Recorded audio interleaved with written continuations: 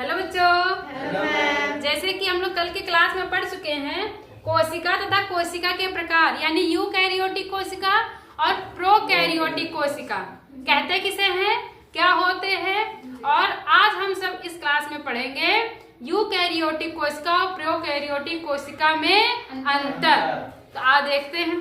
पहला अंतर कह रहा है प्रोकैरियोटिक कोशिका अविकसित होती है, यूकैरियोटिक कोशिका पूर्ण विकसित होती है। यानी जितने भी मशीन होंगे, जितने भी इनको चाहिए होता है, ये इनमें सारे चीज उपस्थित होंगे। इसी को कहते हैं विकसित और पूर्ण विकसित।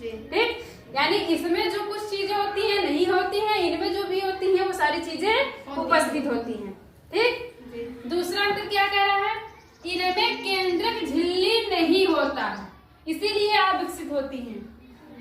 इसीलिए ये अविकसित होती है, इसमें केंद्रक झिल्ली नहीं है। जो केंद्रक होता है, जैसे कि पिछले क्लास में बताए हैं, जो कोशिका होती है, कोशिका के अंदर केंद्रक होता है। जो केंद्रक के झिल्ली होता है, जो न्यूक्लियस मेम्ब्रेन होता है, वो इसमें नहीं होता है, ये बिना आवरण के होती है। और इसमें जो होता है केंद्रक झिल्ली पाया जाता है, यानी न्यूक्लियस मेम्ब्रेन पाया जाता है, इसमें केंद्रक झिल्ली पाई जाती है। ठीक, तीसरा अंतर क्या कह रहा है, इनमें सेल डिवीजन यानी कोशिका विभाजन नहीं होता है।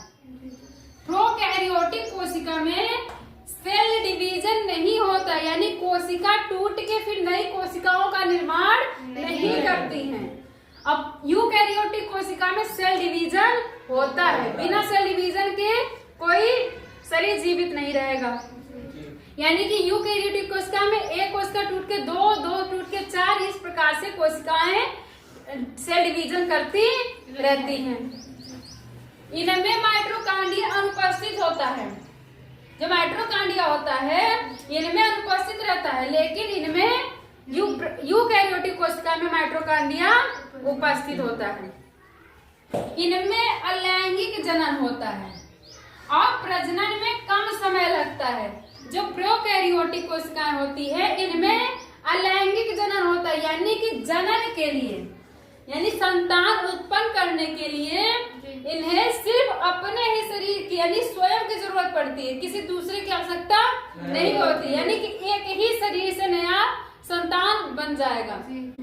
और यूकैरियोटिक कोशिकाएं क्या होती है, इसमें लैंगिक जनन होता है, यानी इसमें नर और मादा दोनों की आवश्यकता होती है, जिस कारण इसमें प्रजनन के लिए अधिक समय लगता है। जैसे पौधे ले लिए, पौधों का परागण कराओगे, यानी कि उसमें भी दो लोगों की नर पुष्प और मादा पुष्प, यानी नर पौधा और मादा पौधे की जरूरत पड़ेगी।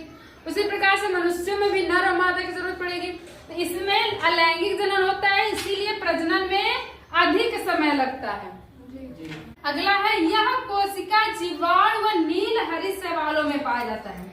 जो प्रोकैरियोटिक की कोशिकाएं होती हैं वो जीवाणुओं में और नील हरित शैवालों में पाया जाता है।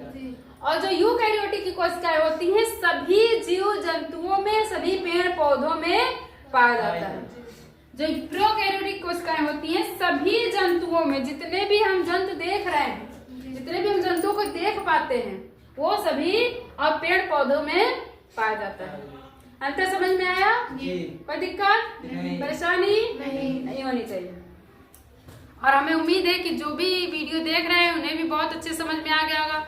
अगर वीडियो थोड़ी भी अच्छी लगी हो तो वीडियो को लाइक एंड कमेंट कर दे और चैनल को सब्सक्राइब कर ले। Thank you.